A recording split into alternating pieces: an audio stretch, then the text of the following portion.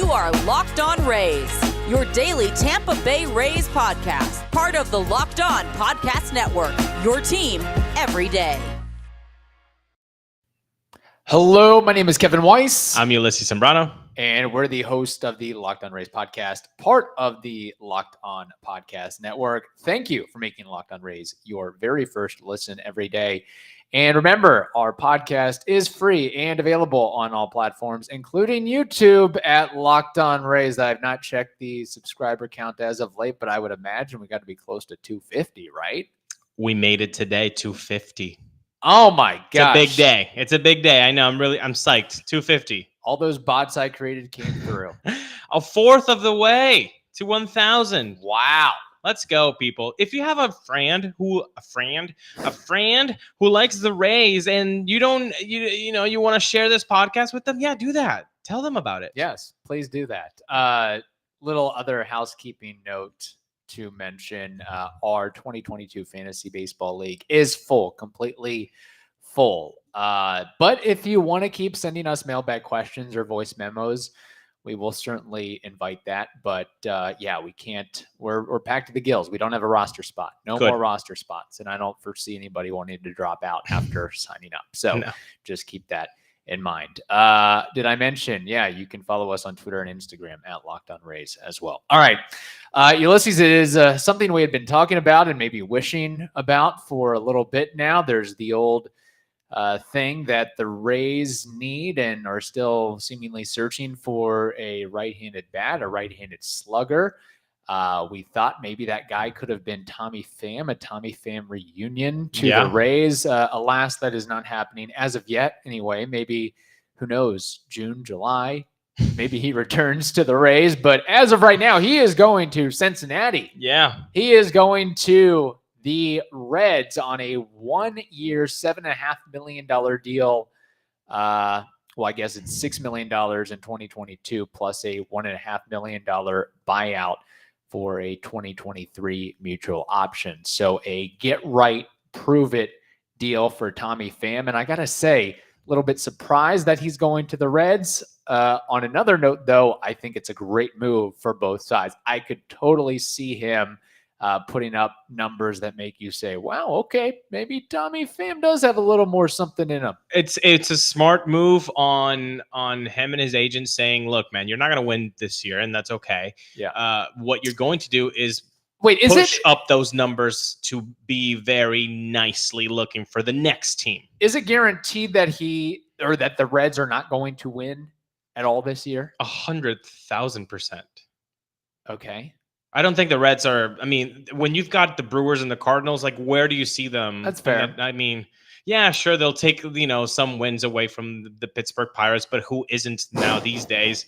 Even the Cubs, who I thought were just going to be kind of relegated to the back of the pack in that division. Yeah. With the Pirates, I think they've got some niceties about them. So, of course, with Stroman, Really, the point of this deal is for the Reds to get some prospect capital at the trade deadline, more or less. And also, you can't just get rid of your whole team and then do nothing for your fandom. Like, I feel like the Reds people are like, okay, we got to do something.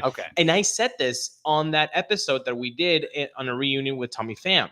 Tommy Pham is going to fall through the cracks. I hate saying, hey, look at me, I was right. But you know what? Hey, look at me, I was right. Yeah. He fell through the cracks. Tommy Pham for $6.5 million. I feel like that was a very gettable salary for 30 teams. Yes. 30 teams could have been on for Tommy Pham if they wanted him. And so that tells me maybe 6.5 was a little bit still too rich for the Rays. Not because they're being cheap, but I think it's because they said for $6.5 million, the production might not be there. Well, Ryon Healy is their big right-handed bat.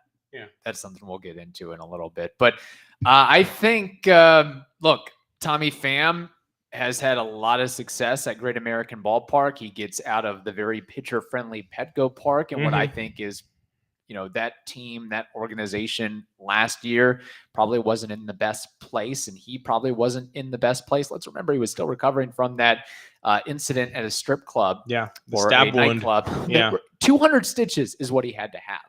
I thought it was 100. 200? 200 stitches That's to insane. close the wound. Man, that was like a damn katana. So I think maybe towards the end of the season, we started to see his strength, the Tommy Pham strength return, because he hit like a 490-foot home run. Yes, it was at Coors Field, but one of the longest home runs in Padres history, at least in the StatCast era, Baseball Savant era, whatever you want to say. But I think you basically, and I looked at his Savant page a little bit today, and so he had 14, 15 home runs. 15 home runs with the Padres this past season. If he was playing in a Reds uniform last season, he'd have 22 home runs. Yeah. Like there were like 8 to 10 balls that went off the wall or closed warning track at Petco or some other cavernous ballpark that would have been long gone. Also, the familiarity with the NL Central. He played 5 seasons with the St. Louis Cardinals. Yeah. So I think this is a really good move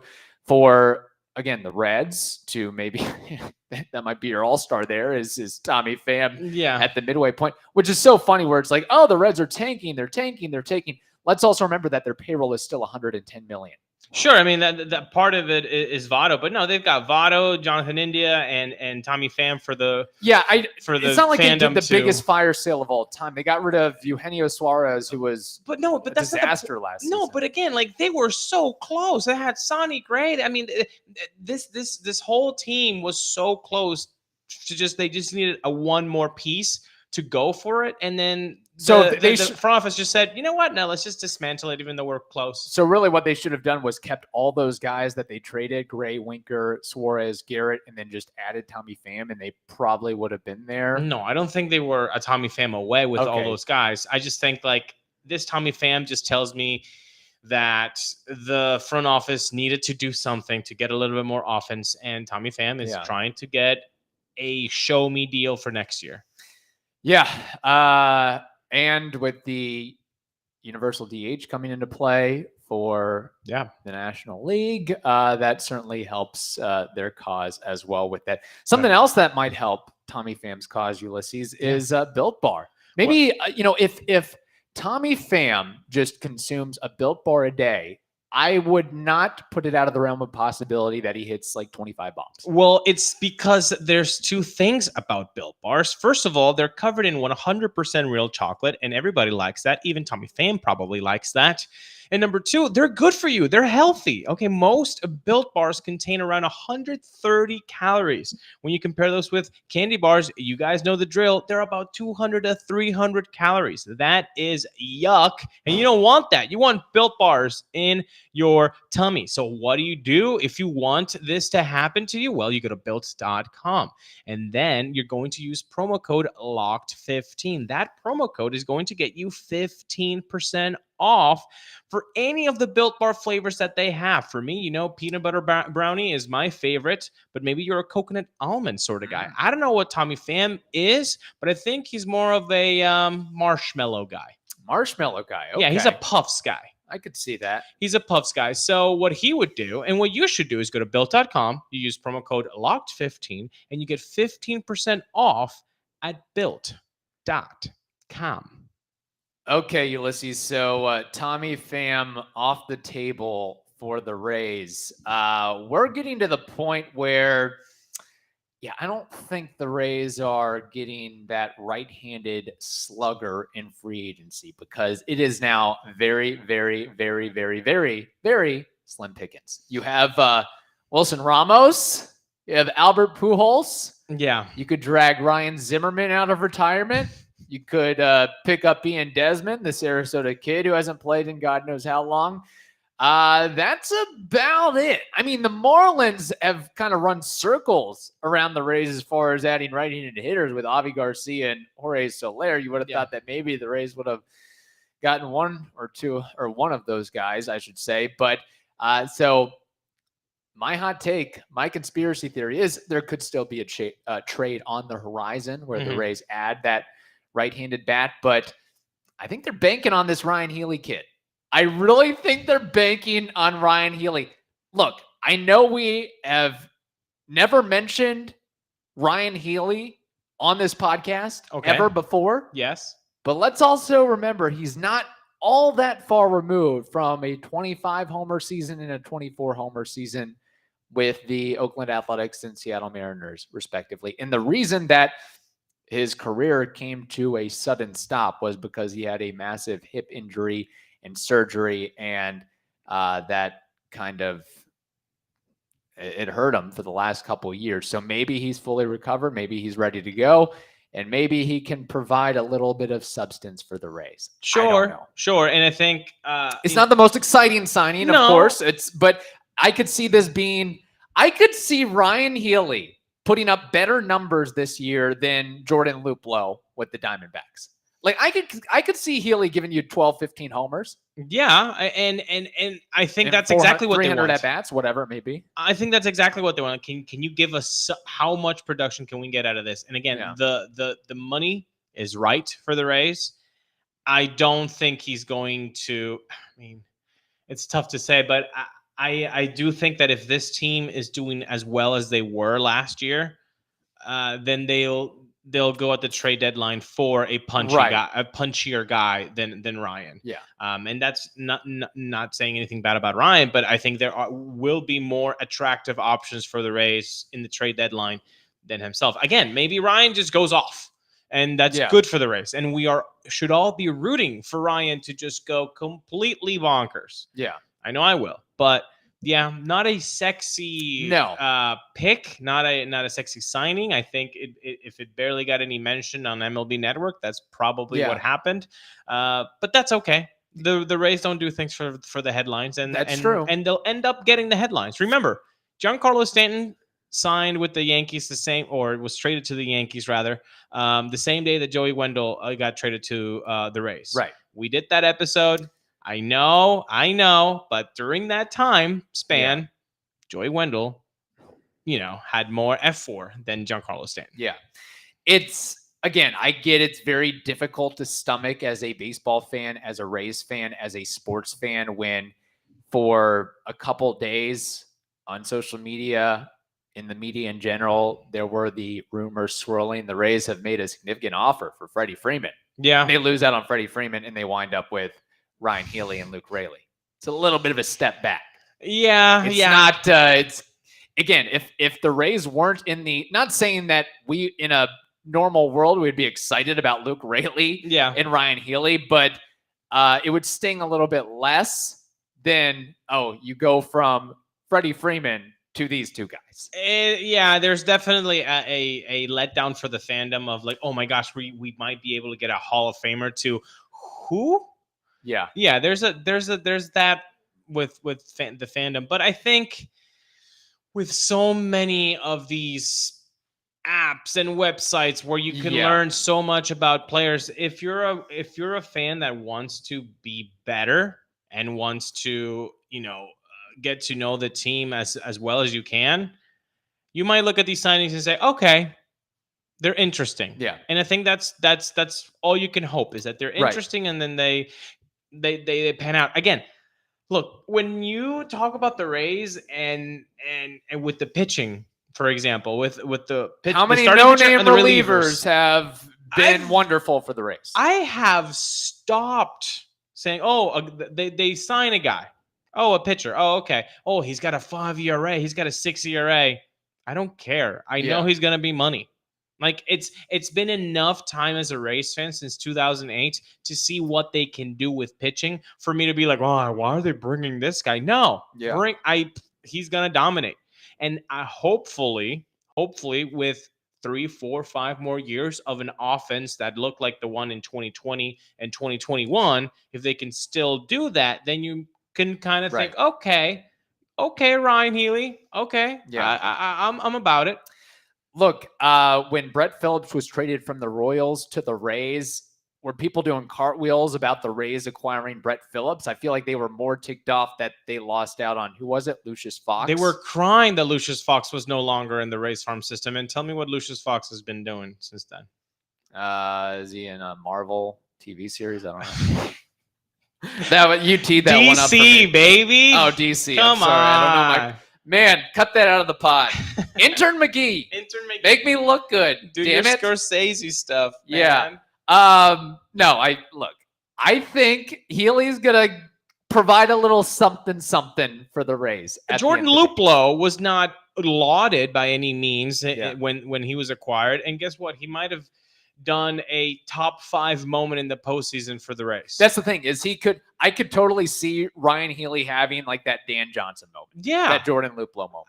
That Aki Iwamura moment in a different fashion, different way. It's a DNA of these guys. So and I wouldn't be surprised. And it also goes to show you, oh my gosh, I was looking at Healy's stats, and again, before the Rays signed him, I had never heard of Ryon Healy. Maybe that's just how far off away I am from the AL West and the Oakland Athletics. Yeah. But he legitimately in 2017 played like an all-star. Yeah. 25 years old. He got 271 with 25 home runs. Which, again, thank you for saying the year, because we also don't want to deceive anybody. 2017 is 5 years ago. 2017, we were closer to being freshmen. Yes. In college than we are. Than Yeah. It's not good. True, but here's my point: he is just an example of you got to cash in. Like he's an example of success can be fleeting. You can have one good year, 2 good years, and then you're fighting and trying to play in Korea and then sign a minor league deal or sign a crap contract. Like it just goes to show you that I would have been curious to go back and look and see if, maybe the Athletics or the Mariners had offered him some sort of like multi-year contract. And if he had turned it down, like again, that it just goes to show you never say no to your first millions, man. And that, again, young players that they should be making a lot more than they should be getting. They shouldn't have to wait 6 years to get to free agency. No. We all know. You know why? Yeah. Because Brett Phillips is right. Baseball is fun. But Brett Phillips cut that sentence because the whole thing is baseball is fun, but baseball is damn hard too. Yes. And it's difficult to succeed at the top for an extended period of time.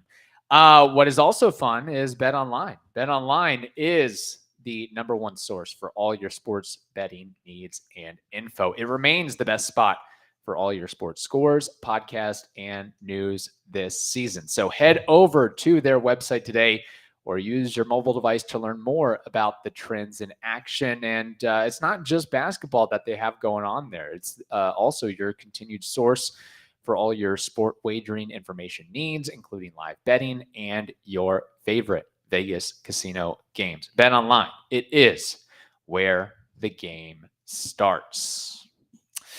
All right, Ulises, it is Friday episode, which means we are bringing back baseball trivia and Name That War. Whoop, whoop. Are you ready? I'm ready, man. I am going to pat myself on the back. I like this trivia question for you. I think you'll do well. And I just think it's a good question for the listeners that are listening in their car, at work, wherever it may be, that they can play along and have some fun with this question that I have for you before you give me a Name That War.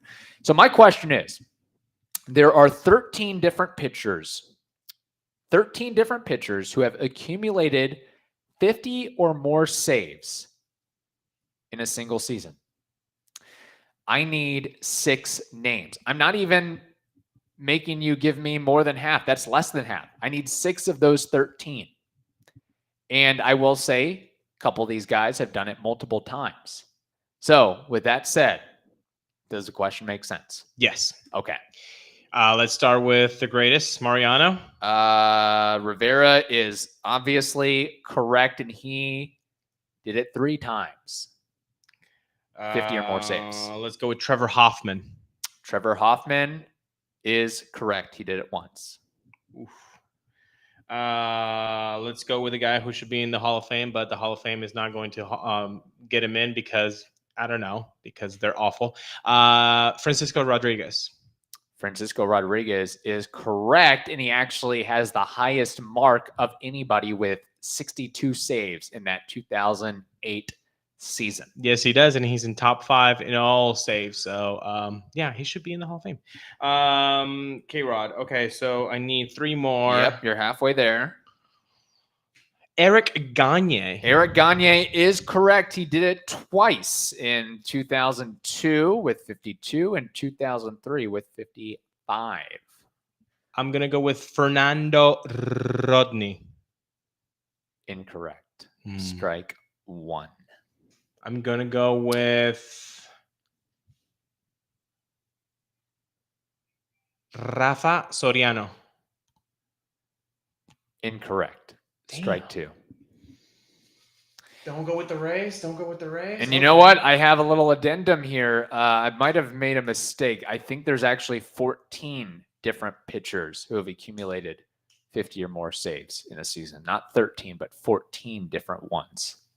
I shortchanged somebody. Okay. I believe that in 2008, Brad Lidge was like 48 for 48. I don't think he got to 50, so I'm not going to go with him. But let's see. Brian Wilson, would he have done it with the Giants? But again, 50 is a whole lot of saves. And that Giants teams, I think they were wild cards both times he was in Can I give you a hint here? Sure. You got to think big. I got to think big names. Big names. Like old names or like active names? I'm talking like 70s, 80s. 70s, 80s, not that far back. So not but in our lifetime. Okay. I was going to go with Mr. Yuck. Dennis Eckersley then. Okay. Then not Eckersley. So somebody that we have seen.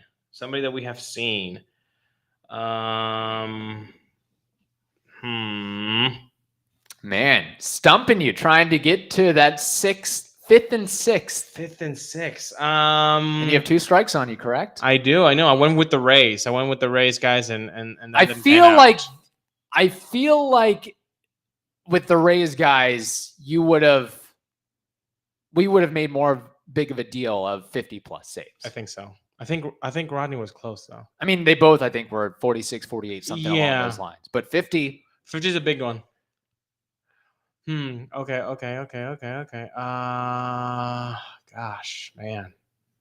I don't. Okay, I'm gonna just go with this name. All right. Just because. Okay. Heath Bell. Heath Bell is incorrect. Strike three. Okay, I'm gonna run through the remaining names. Okay. Edwin Diaz had 57 in 2018. Wow, good one. Okay. Bobby Thigpen, 57 in 1990. John Smoltz is a name I was looking for. He had 55 in 2002. Okay. Randy Myers, 53 in 1993. Rod Beck, never heard of him. Okay. Dennis Eckersley, 51 in 1992. I said our lifetime. That hurts. That hurts. Okay, I'll keep that in the pocket.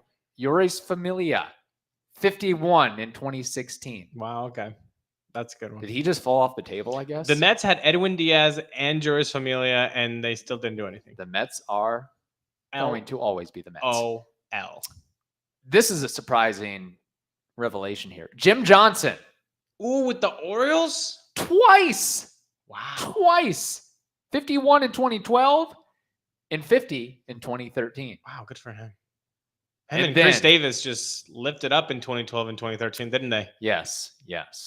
Mark Melanson, still going strong. 51 in 2015. And the guy I forgot to count that is still actively pitching. The Rays almost kind of maybe signed him. It was maybe a Freddie Freeman type situation, but he goes on. Oh, the Kims. Yeah, Craig Kimbrell getting 50 in 2013. And that was a good one. Yes, I will note just missing the cut with 49 apiece.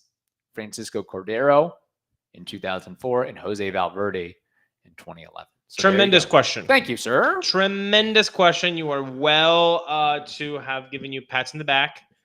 Man, that was good. I hope Locked On Race listeners played along with this because it was a good one. Yeah, it was a good one. Thank you, sir. I hope that I can do the same for you. For this Name That War, I am picking Twins legend. Can I just guess who this is? Right? Yeah, sure. Kirby Puckett. No. Right fielder, first baseman, third baseman, played some second, played some DH, did a little bit of center field for Ben Zobrist? maybe 4 games. Michael Kadyer. What is Michael Kadyer's, a Baseball Reference, career WAR? He really played all those positions. Yeah, isn't that Wow. crazy? I always thought of him as corner outfielder. Yeah, I know, but everywhere. I'm going to say, and I will say, some of those Twins teams were kind of fun to play on the show with Kadyer and Morneau and Joe Mauer. Yeah. That was a fun lineup. Yeah, it was. It really was. And I guess they probably have a fun lineup this season with Correa. Yeah. Michael Kadyer, his career WAR, according to Baseball Reference, I'm going to say 17. That is my guess. And I think he probably had like 150 home runs in his career with like a 260 career average. That's about all I got. Well, 197 home runs. Okay. He's a 2-time All-Star. Wow, that kind of shocks me. The fact that he had as many All-Star appearances as Brian Giles did. There you go. Insane. Silver Slugger. Really? Batting title. He hit 331 in one season. What's your final answer? Sure, this isn't Tony Gwynn. What is going on over here? Okay, I'll give him 24. Kevin, you stepped on my banana peel. You were right. 17.8.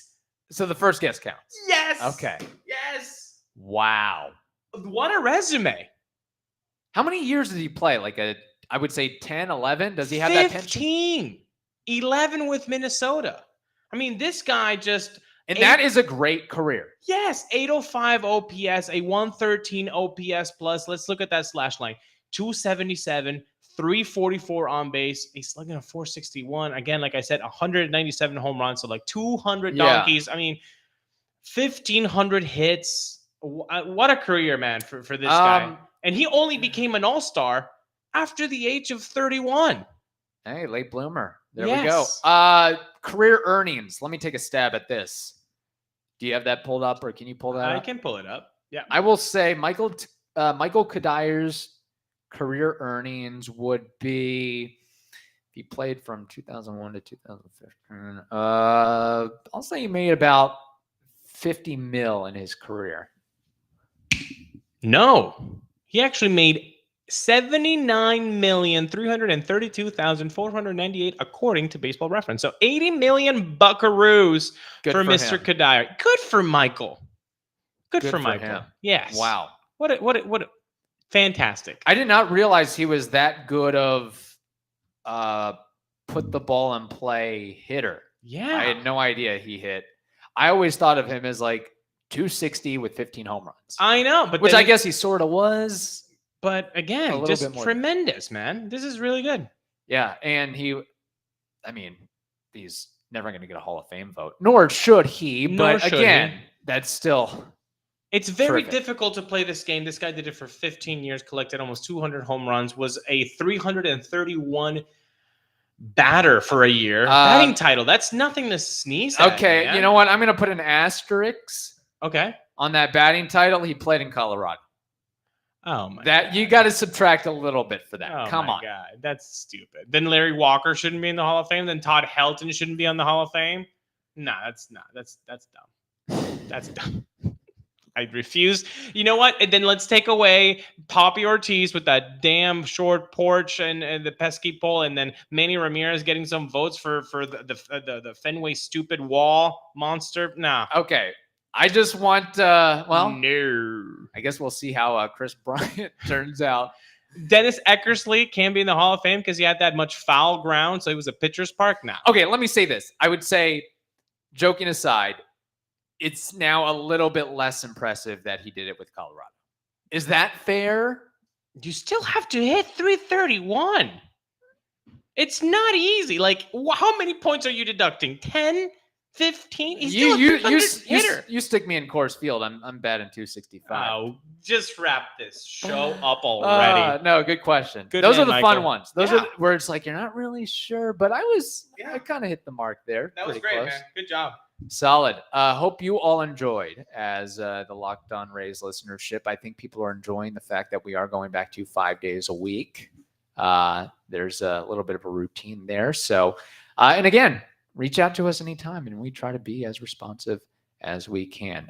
Thank you for making our podcast your first listen every day. Now make your second listen the Locked On MLB podcast. That is also free and available on all platforms. Hope you all have a wonderful day. Stay safe and enjoy your weekend.